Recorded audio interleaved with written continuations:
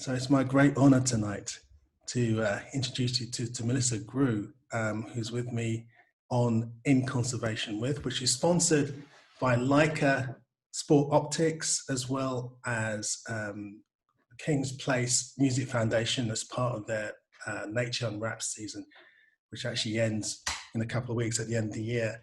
So it's fantastic. And by the way, this night is actually, I suppose, titled Conservation Storytelling with a master wildlife biographer.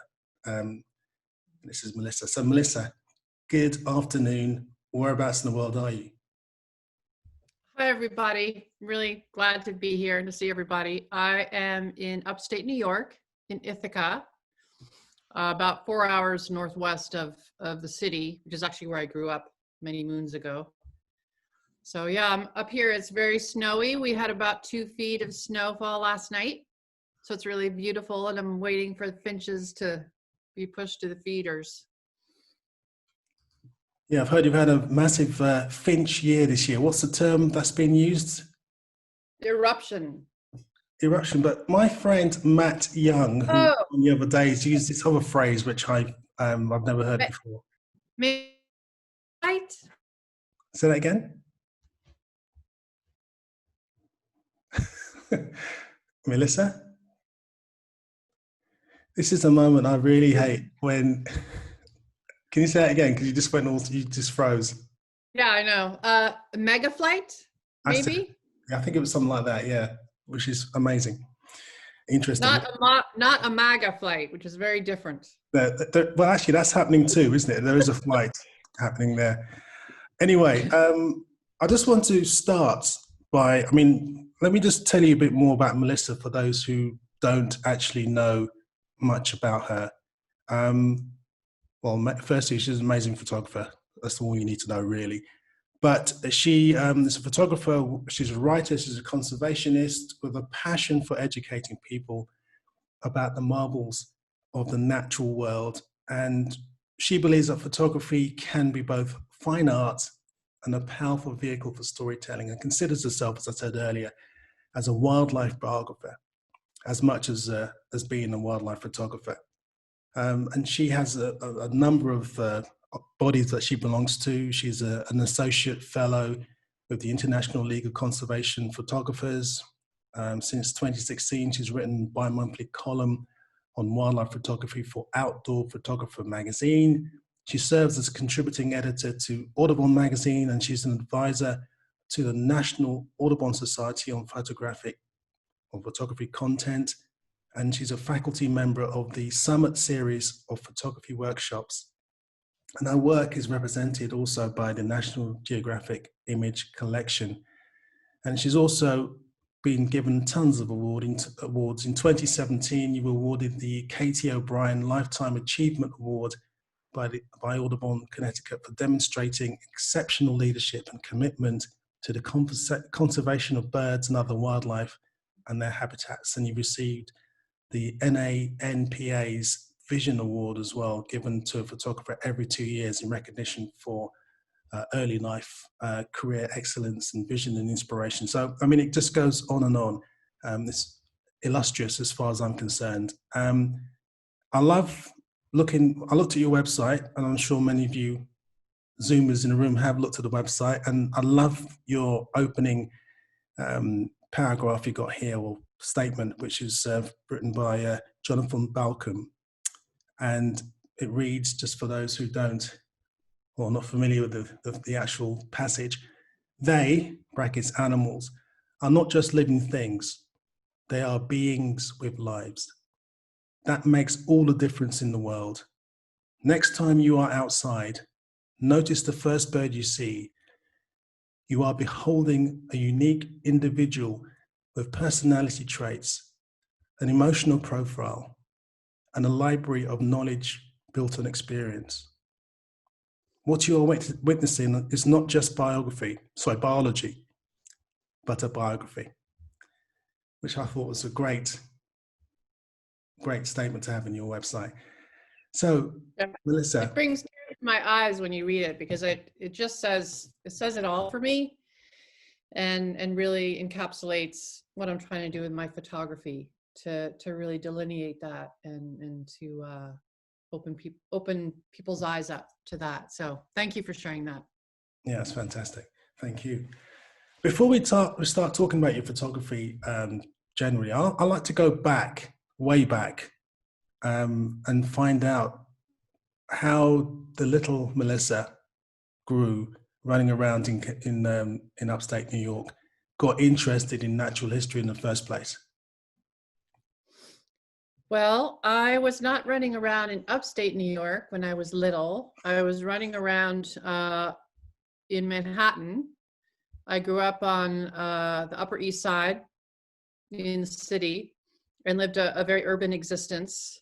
We did have forays into Central Park, but I mainly just really escaped into books, and I was obsessed with my pet cats and our dogs. But I found that what really resonated for me was books about animals and nature. And I just had this sort of incredible yearning, but it wasn't really fulfilled till I was an adult in terms of really sort of steeping myself in nature and being out in it.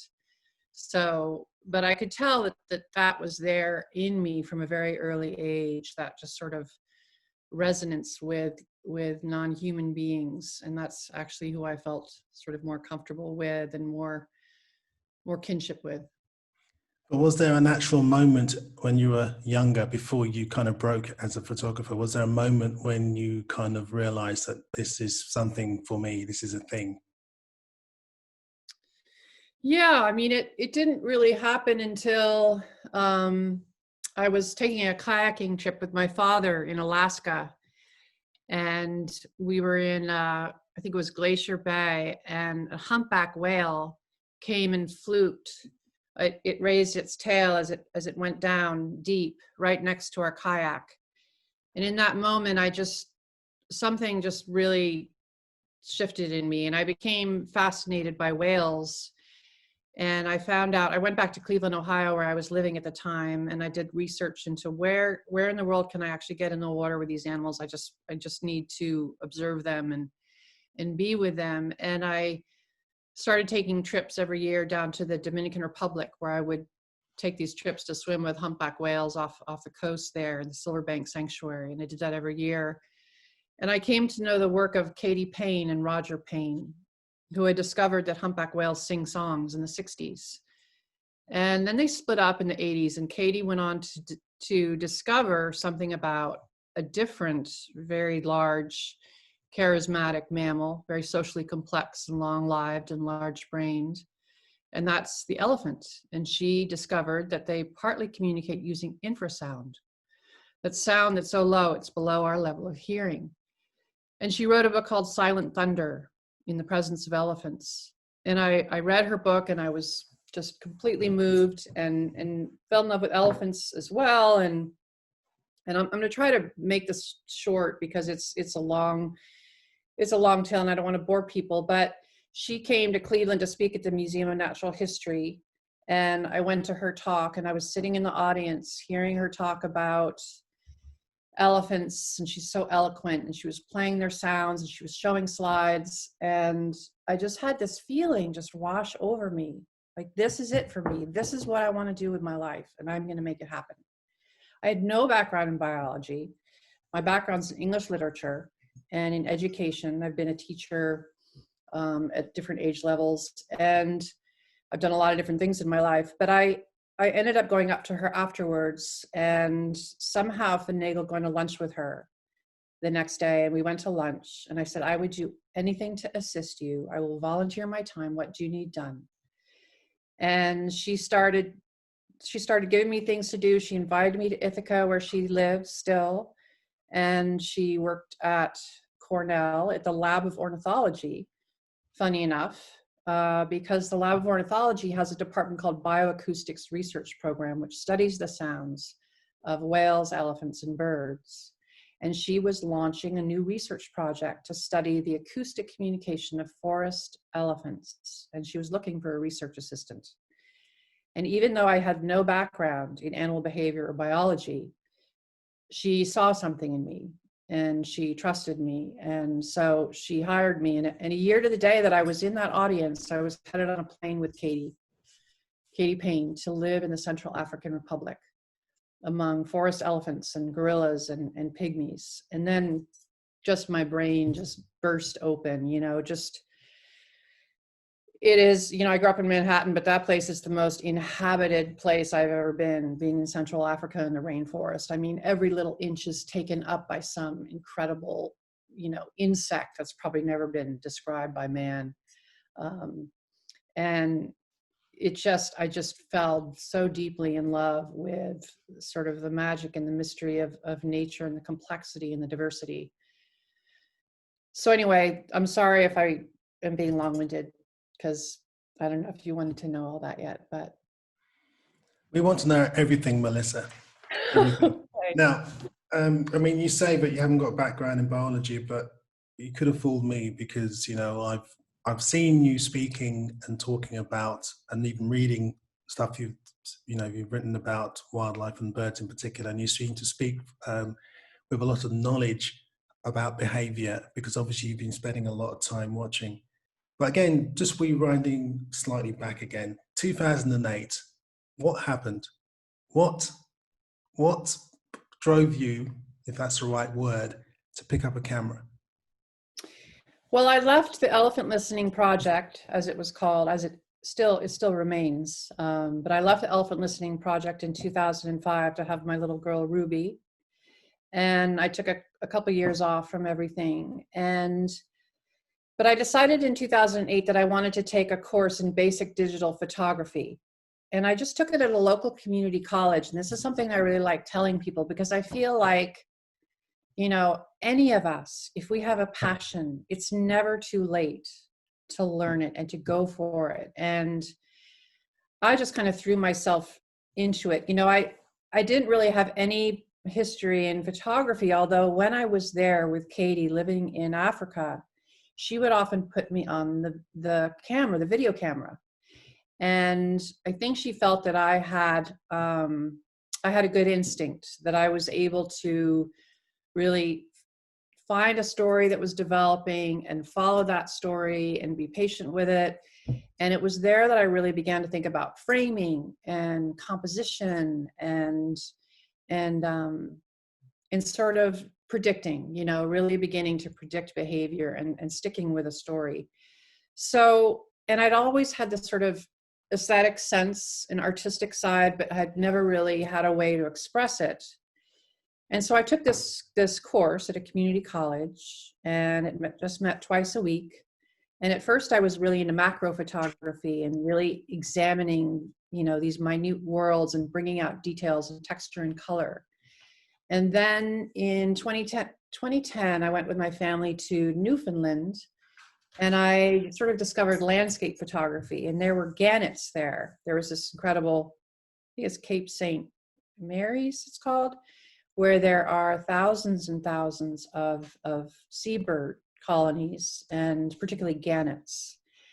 And I didn't have a great camera for birds. I mean, I think I maybe had a 70 to 200, but you could get quite close to the nesting areas. And so it was unbelievable. It was just, that was a really defining moment for me. That was like, oh my gosh, I can turn my lens onto wildlife, and I can sort of marry my aesthetic sense with this incredible love and passion I have for birds and other animals. And I came back home to Ithaca, and I got a big telephoto lens. I sort of put a lot of research into, okay, what's the best camera I should have? What's the best lens? Tripod. And I just began to live it day and night. It's all I wanted to think about. It's all I wanted to do. I was just practicing all the time. I was looking at other people's work.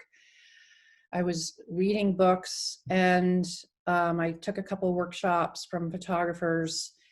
And, I was sort of monomaniacal. And I think just things began to happen pretty quickly for me. I think because I was so devoted, and because I had already a good network of people in the field of of science and natural history because of my work with Katie. And also I worked for Save the Elephants organization in Kenya, long distance for a long time. And I know writers, and this writer, Alex Shumatoff, that some of you may know, he'd been admiring my work on Facebook. And he wrote a lot for Smithsonian Magazine. And he approached me and said, let's go to Nebraska to the Sandhill crane migration together. I'll pitch a story with you as photographer. And let's go together and tell that story. And so that was 2013 that he and I went together and spent a week there during the Great Migration along the Platte River. About 500,000 Sandhill cranes go along there, and Jane Goodall goes every year because it's such a transcendent experience. And I'm pretty addicted at this point. I go back every year to teach a workshop. And so if you want to just Google Smithsonian Sandhill cranes, you'll see that story, and you can read his words and see my photos. But so there began a partnership where we did several stories for Smithsonian Magazine. I won the Audubon photo contest in 2015 with a shot that I'll show you guys later. Some of you will know. And then I became very well acquainted with the folks at Audubon, and then to sort of think through ethics in bird photography and how we could come up with a general guide. And Ken Kaufman and I worked quite closely on that. And I also judged the Audubon contest and have for about 5 or 6 years, although this year I'm going to be stepping down to give somebody else a chance. So yeah, things just began to happen, and I began to find over time that I was just really interested in telling stories that could help conserve a species and the landscape that it lived in. Because working for Katie and being in that field, I just learned so much about science and conservation and behavior. And so here was a way for me to sort of merge all of my interests. And so I applied to the International League for Conservation Photographers and was accepted. And so I'm very glad to be in that group of people who are incredible, and everybody should look them up and follow those people because they are just incredible storytellers with their photos and their words. Fantastic. So I'm kind of rambling. You want to get me redirected here? No, it's great. I love it. I mean, before we see some of your images, can I just quickly ask you, I've heard the phrase in my life that you can't buy the eye, right? You can't buy the eye. Do you think that's true? Do you think that you have to have something in you to be able to take a great photograph, or can you be taught it? You know, I think definitely there are people out there that really do have an eye, and you see it very quickly, even just when they start photography. And that always gives them a wonderful leg up, and it's exciting to see. I will say that I think there are people who, through the art of really studying photography and really applying themselves and learning about light and composition and natural history, I feel like people can get there. But certainly having an eye is a huge asset. But I wouldn't want to say that. I mean, yes, obviously some people just may never get there, but I do think that if you really sort of apply yourself assiduously, you can get there. Cool. Would love to see some of your images. Yeah, let's do it.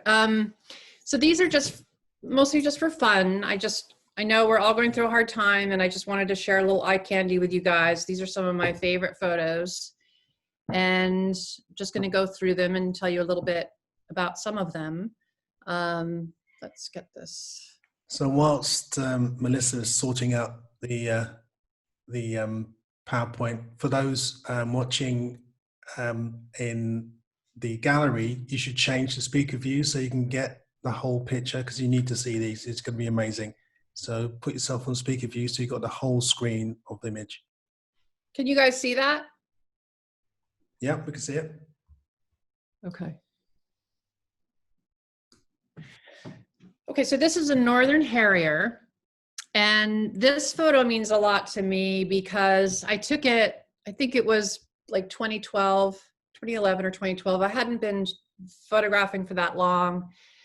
And I was just weaving along these back roads, high on these hills one winter day, just hoping to find a raptor, kind of hunting over the fields. And I found this northern harrier, which is one of my favorite birds.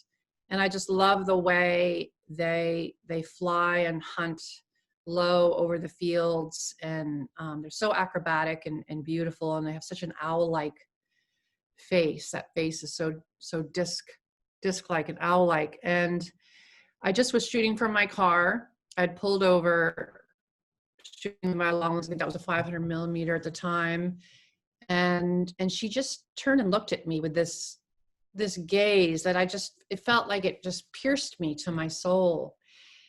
And at that moment, I just knew, like, this is what I want to do with my life. You know, I want to find these moments of connection. I don't mean that I want to just take pictures where everything's looking at me, but I just mean I want to evoke a sense of connection in the viewer, whether or not the bird is looking at you.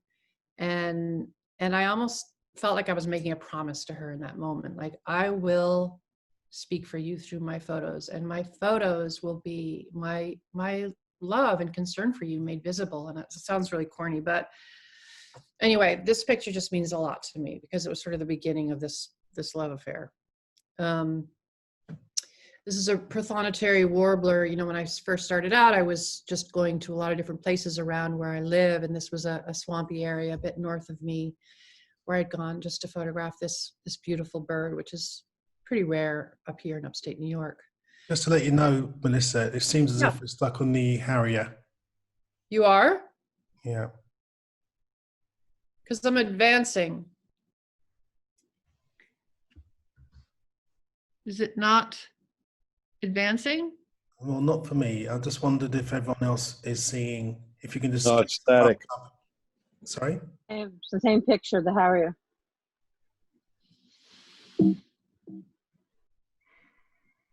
These are the problems with modern technology.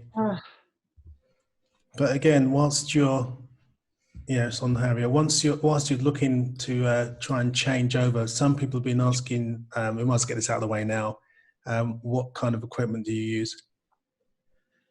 Okay, let me just get my husband. He's a lot more tech savvy than I am. I'll be right back. Okay.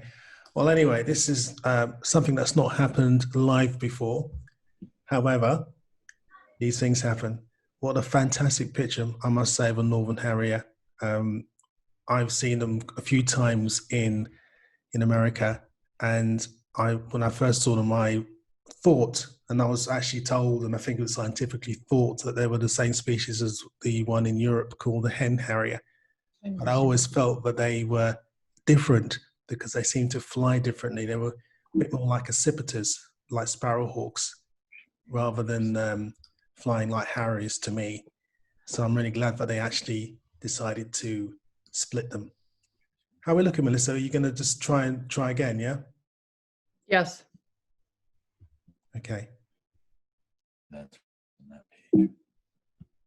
There you go. Yeah.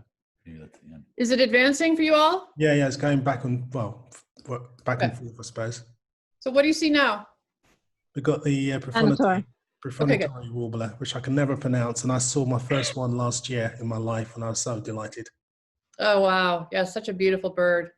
So yeah, this was about an hour north of me in Montezuma National Wildlife Refuge.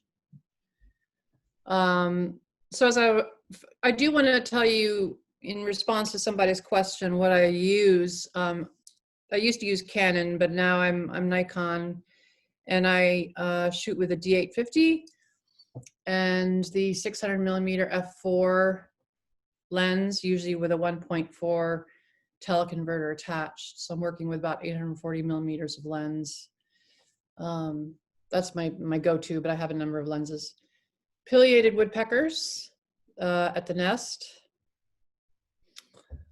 This is a indigo bunting, springtime. And this is a sad story, but It's something that I use a lot to try to educate people about window strikes and what we can do to make the world safer for birds around our home. This is a pair of scarlet tanagers, the female's yellow. And they had hit the window at a glass door at my neighbor's house and apparently had died instantly. I wasn't there to see it. But I arranged them this way and took these photos, a series of photos of them just as a sort of tribute and as a way to memorialize them and as an education tool. And actually Audubon and American Bird Conservancy have both used this photo to educate as well. It just strikes me as so tragic that these birds, fly thousands of miles from South America only to die at our windows and doors. It just, and it's something that can be avoided. So it's been, I really hope that it's been helpful. And just as a counterbalance to that, this is a very happy, lively male scarlet tanager in springtime near my home singing. This is a barn swallow. I love to photograph birds in flight, sort of one of my passions. This is a eastern bluebird, sort of pivoting around near its nest box. This is a cedar waxwing, and I had found a spot in the morning near a river where there had been some big hatch of insects, and I went around so that the light was on the other side. And so everything's backlit and you could just sort of see all these little points, the insects against the light and the bird. I just liked that. I think wood ducks are one of our most beautiful, beautiful ducks. And I went to Ohio one fall and was able to photograph them. They're usually quite hard to get near. And I really love to shoot from the level of the bird. I think that really brings you more into the bird's world and achieves more of a sense of intimacy. And that's certainly true with shorebirds. When I'm at the beach, I'm lying down. It's also a way to be less threatening. And if you get in their path, they'll often come right towards you. This is a piping plover chick, and piping plovers are absolutely one of my favorite birds. I just have such compassion for them and the odds that they face, and I just love them. And this is a pair of piping plover males, I believe, sort of having an aggressive sort of territorial dispute in spring. This was in Massachusetts. And this is just a bird that I absolutely adore. Just to me, almost unrivaled for its elegance and its lines and ethereal beauty. This is an American avocet. And one spring I went to Montana to Bowdoin Lake. I know I always say that wrong, but Bowdoin Lake National Wildlife Refuge. And I felt like I was the only person in the whole refuge. It was fantastic. And I found a spot along the edge of the lake where I had some avocets who were getting together and mating and setting up territory, and they didn't seem to mind me. And I just laid there by the lake for days on end and captured some of my favorite photos, including this one. These birds, they cross their bills momentarily after they mate. It's thought to be a bonding ritual, but it's just to me, it's just sort of the most beautiful, sort of goopily romantic thing. But you have to be ready for it. You have to know that it's going to happen, because the main event to me is not the actual copulation. It's this moment afterwards where he drapes his wing over her and they cross bills. And it's just, to me, this totally sublime moment. And what's so fascinating is that stilts, which are in the same family as avocets, the same family of shorebirds, they do that as well. And so here's a pair of stilts that have just mated. And the male has his wing over her and he's crossing her bill with his. And this was down in Fort Myers, Florida. And I just have a thing for stilts. I just think they're kind of odd looking, but to me really beautiful too. I love shorebirds.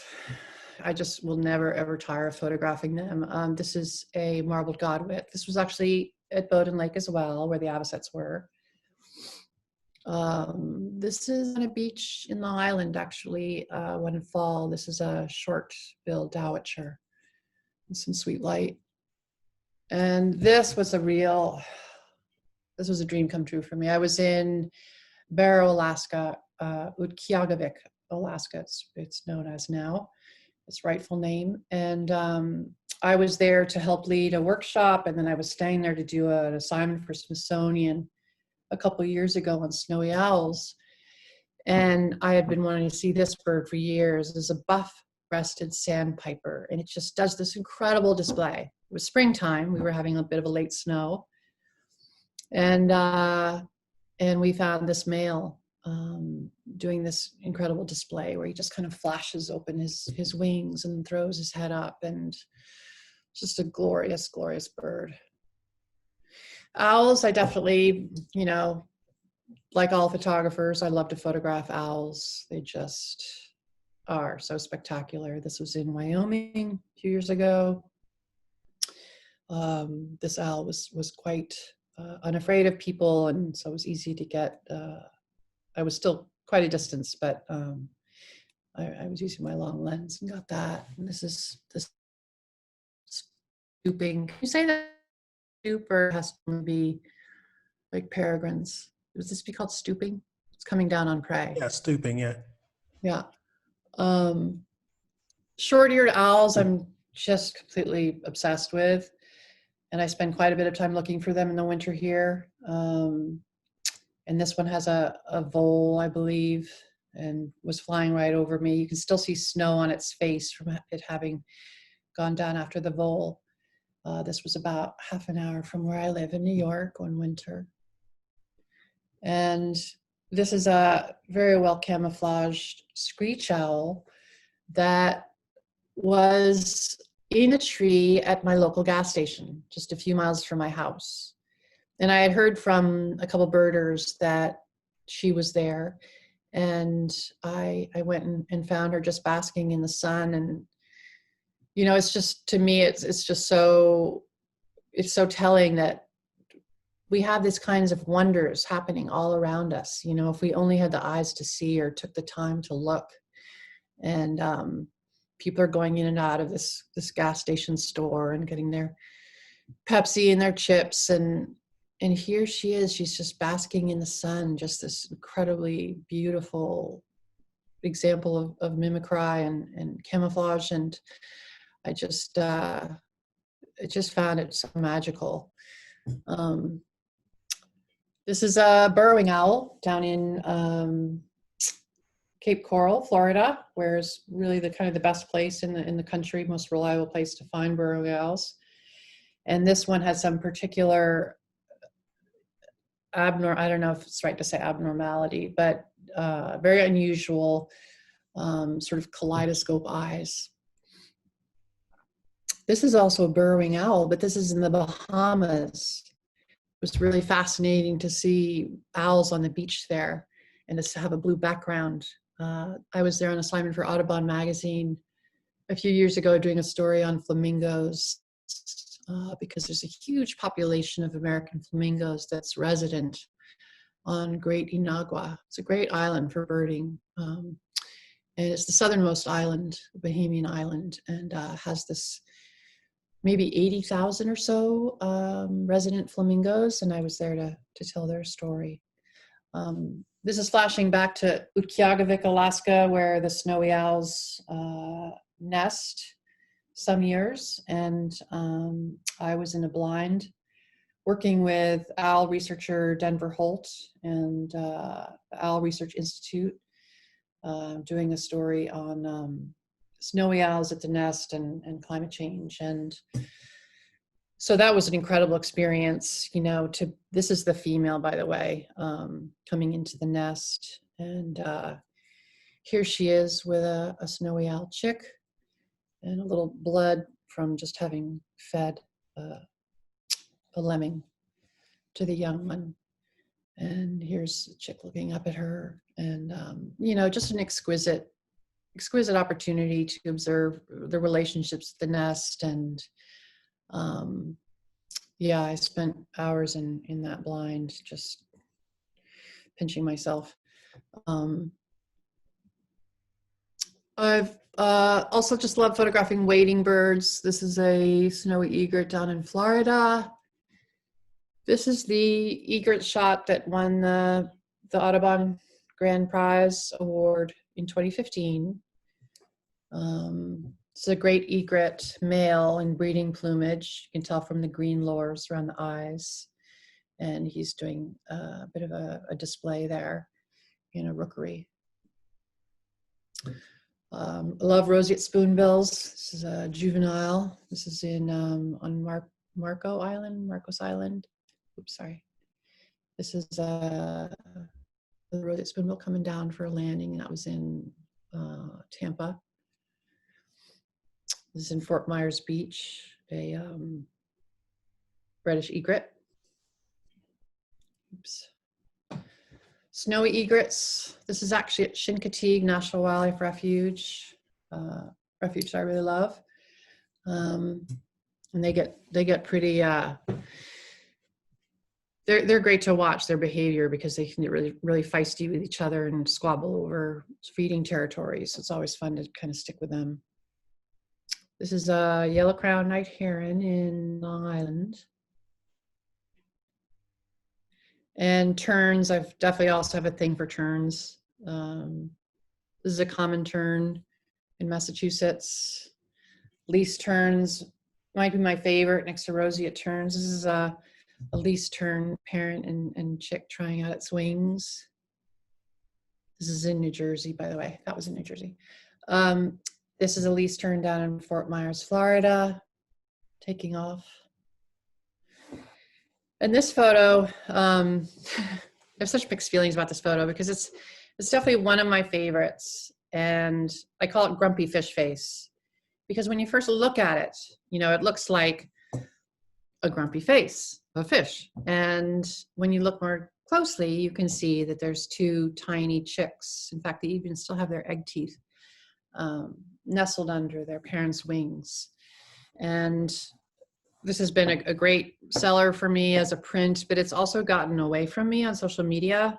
Someone cropped my name out, and it's been shared many dozens, maybe even hundreds of thousands of times by different sort of photo hubs and on Instagram and Facebook. And it's always frustrating, but it's sort of the way of the world these days. And I just kind of have to let that go. What's great is that people see it and they get excited about least terns. So that's a good thing. These are the sublime roseate terns, endangered species that I photographed on Little Gull Island a few years ago. And just an extraordinary, extraordinary bird. So beautiful. And skimmers, I also really love photographing. To me, there's just nothing more sort of artful. There's no more artful feeders to me out there. Just that incredible skimming motion they have as they fly along, dragging their lower mandible through the water. And when they sense a fish, then their bills snap shut. And it's just something to see. And to me, it's like writing calligraphy in the water. You know, it's just so stunning. These are white pelicans, American white pelicans down in, that was down in Utah, Bear River. This is another one of those photos that's sort of gotten away from me. I mean, yes, it's very cute, charming, etc. It's Guira cuckoos in Brazil. And it gets ripped off a lot, but, you know, again, it's the nature of social media. These are red and green macaws down in Brazil. This is an American flamingo in the Bahamas. And this is, you know, one of these sites I was just so incredibly privileged and blessed to see, which is all those gray things are the chicks, the flamingo chicks. And I was there on this little island in the middle of this huge saline lake on Great Inagua in the Bahamas, and I was hiding behind this bush and using my long lens on a tripod. And I had to get there while it was still dark. And I went with these 2 park wardens, and we kayaked in, and it was still dark, and I could hear like hundreds and hundreds of them, the flamingos, and I had to get in place, and I'm being bitten mercilessly by mosquitoes, and the sun's just starting to come up. And there before me is just the most incredible, almost sort of primeval scene, you know, of these brilliant flamingos with all of their chicks and all moving in unison, you know, this way and that. And there were many more chicks than there were adults. And I think I began to see more and more adults peeling off and flying off. I think they were going off to feed. And I think some are sort of appointed or self-appointed as babysitters, and they stay with the chicks while others are off feeding.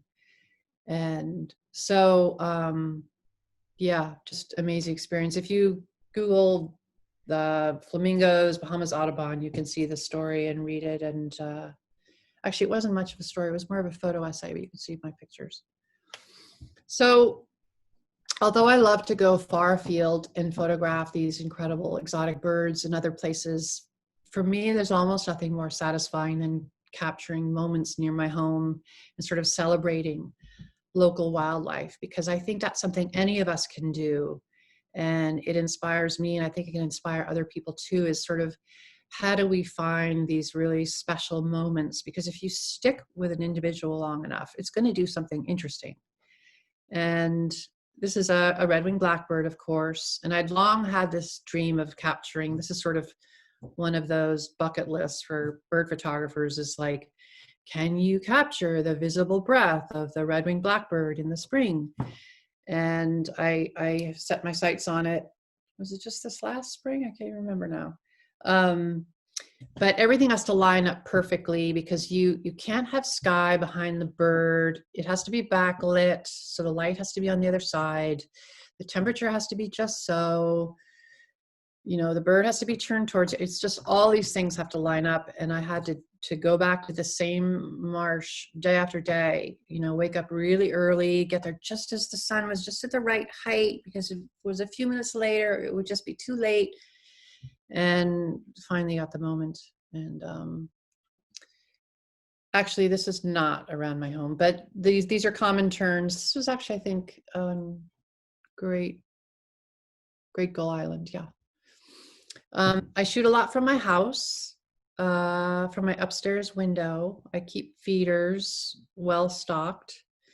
And every year we get a good number of these guys, rose-breasted grosbeaks.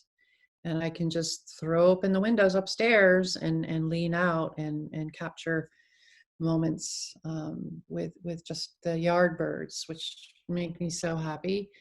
This Baltimore Oriole in the spring.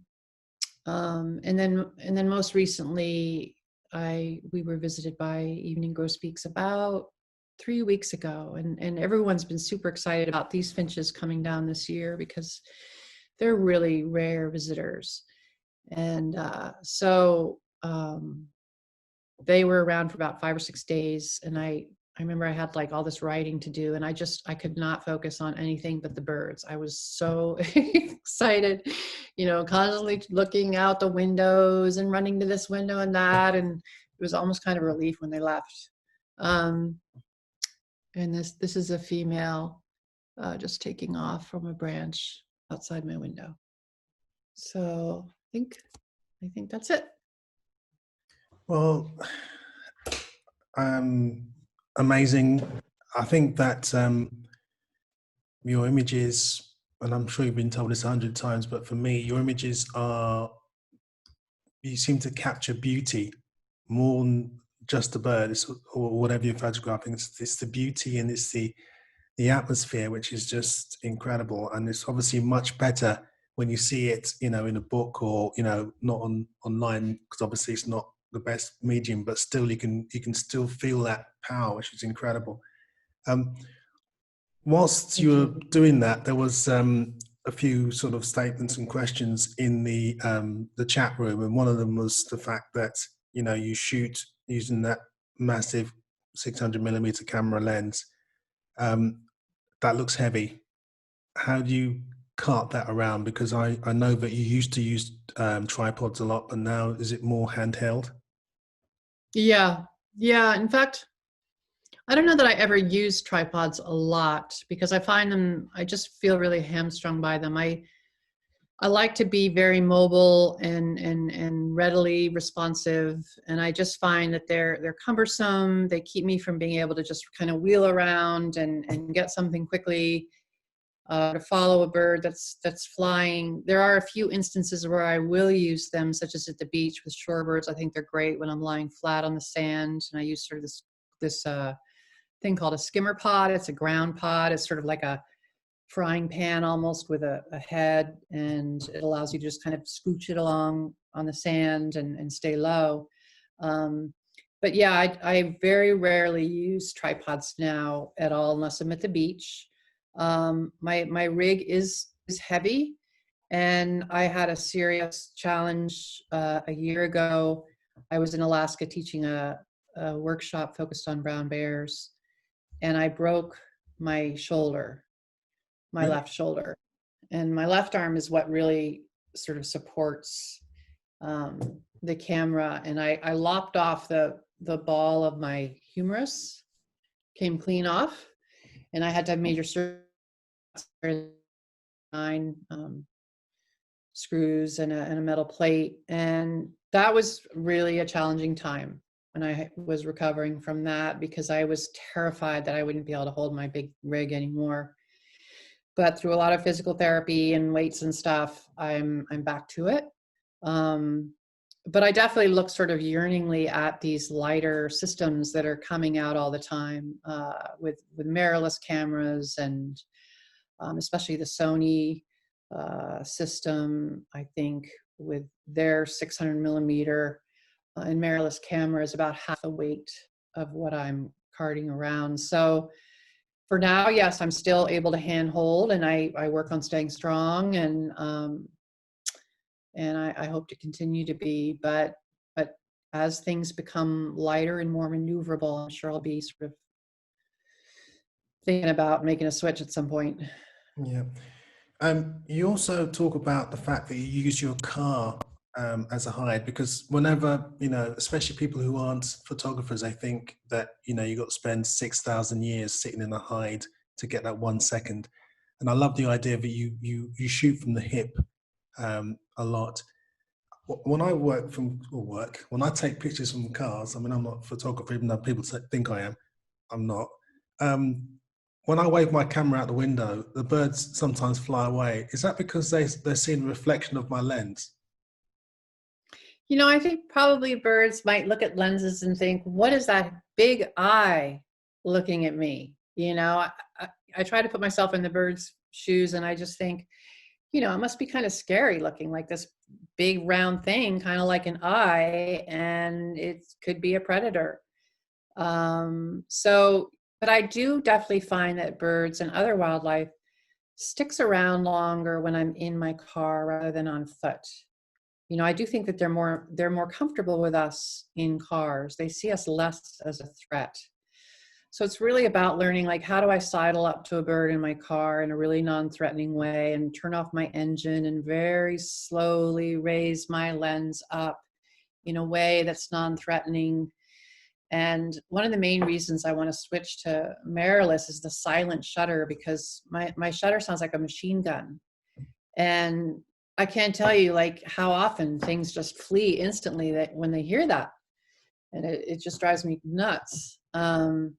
But so yeah, I think there's a real art to shooting from the car, but I think it's a great mobile blind. I'm also a big fan of pop-up blinds, like little tent blinds, and I will put those up when I have a situation like maybe with a woodpecker nest or something where I want to be really unobtrusive and be sure I can really capture natural behavior. I'm a big fan of those kinds of blinds as well. I know you are very big on ethics when it comes to photography, because, certainly in UK and in Europe as well. I mean, I've had a couple of face-offs with photographers who approach animals way too close. I remember being in Scotland on watching some northern wheatears from a distance with my groups. I was leading a tour, and this German photographer walked straight up to where the wheatear was nesting.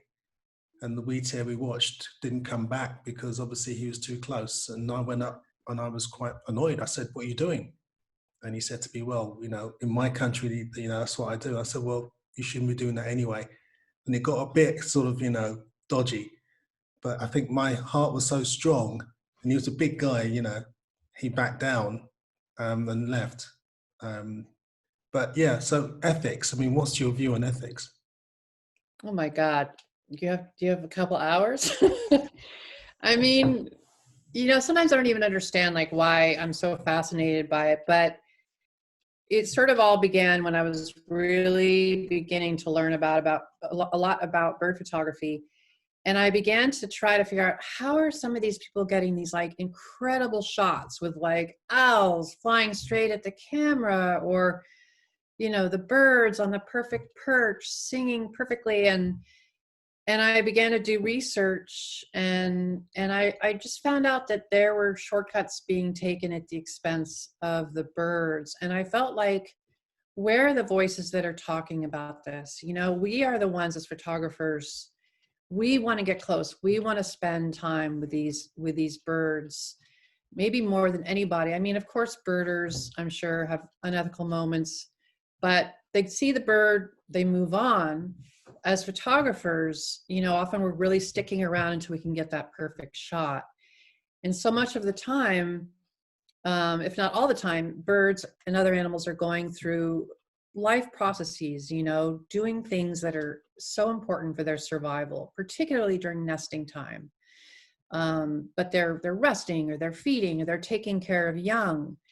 And so I just felt like it's time for us to really think about how to conscientiously be around these creatures. If we really want to be there and celebrate them, if we're in nature photography, after all, why would we want to desecrate it? Why would we want to introduce risks? Like, aren't we in here to celebrate nature? Aren't we?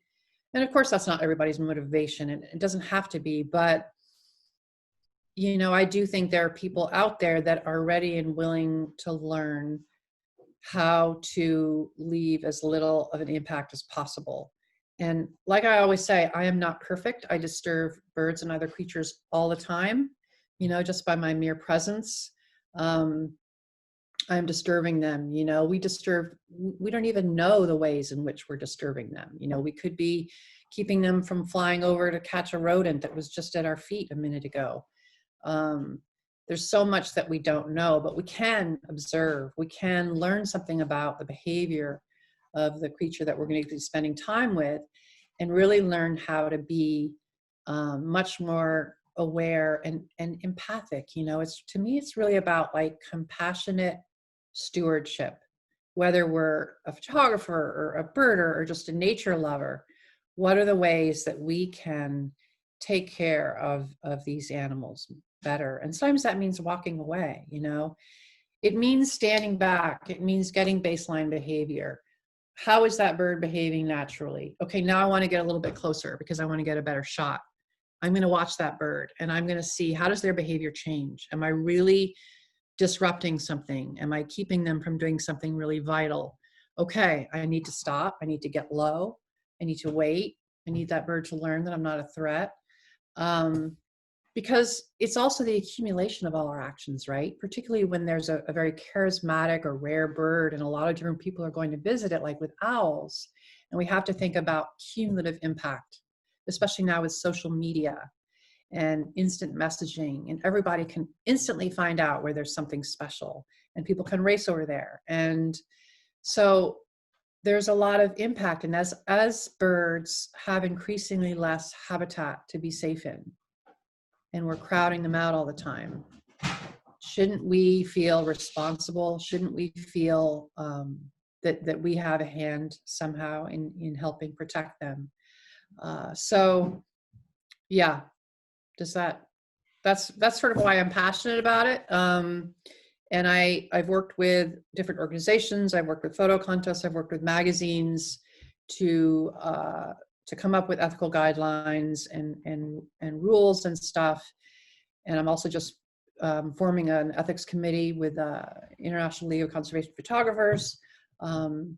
So it's definitely something I'm really, really passionate about.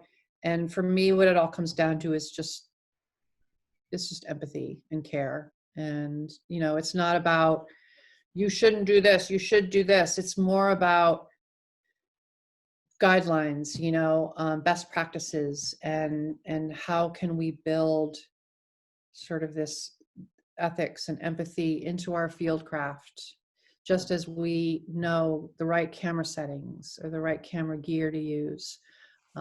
We should have some basic tools for how to best. And the fact is, like, you're going to get better photos. Like that's the little known secret. You're going to get better photos of those birds if you're not disturbing them. If you're reading their behavior and making sure they're comfortable with you and they're able to go on with their natural behavior, that's when you're going to get the gold. And that's what I always try to teach people, is that's when you're going to get, you know, the really beautiful, relaxed, unique pose like that egret who was doing that display. Or that's when you're going to get the parent feeding the young because they're not scared, they're leading you back to the nest or whatever. So that's a really critical thing for people to understand, is it really behooves them as well as the bird. It benefits them. Yeah. Great words. Thank you very much for that. Listen, we've basically come to the hour, so I need to. Oh my God, that was fast. I know. I need to ask you a couple of very, very, very, very important questions. Okay. You ready, Melissa? I am. What's your favorite bird? The bird I'm with, the bird that's in front of me. Good answer. And if you could be anywhere in the world, notwithstanding the current pandemic, where would you be right now? I would be roaming the wilds of Montana, looking for whatever I could. There's just so much wildlife there. I'm probably going to be living there someday. Cool. Okay, Zoomers, just to let you know, we've got a couple more in conservation whips lined up for next week. We got on Monday a lady called Alison Stedman, who is an actress who's a national treasure in the UK, and she'll be speaking about her love of nature. And the following day, Tuesday the 22nd, there's a guy called Dave Goulston who will be talking about insects, and in particular bumblebees. So that's what's coming up over the next week.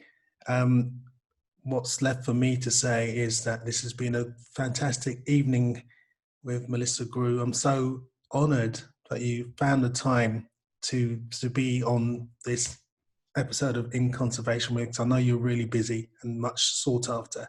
So thank you for enlightening us and showing us some amazing images. And I feel like grabbing my camera and running out now, but it's dark. I haven't learned how to use the night photography bit yet.